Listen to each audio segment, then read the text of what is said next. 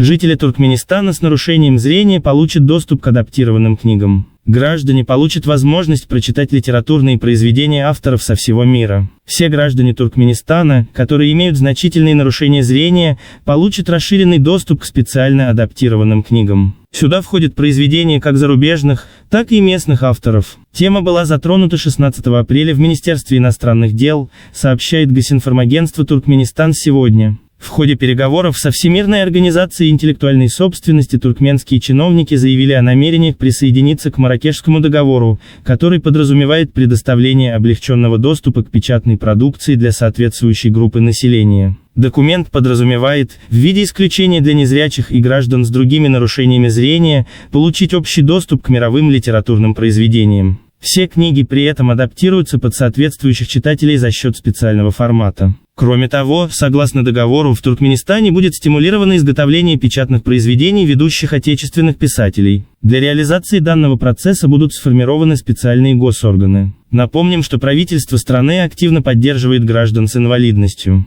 Так, Общество слепых и глухих Туркменистана, образованное еще в 1932 году, защищает права и интересы соответствующих лиц, осуществляет производственно-профессиональное обучение граждан на своих учебно-производственных предприятиях, внедряет комплексные программы социальной реабилитации и приобщает людей с инвалидностью к спорту и культуре.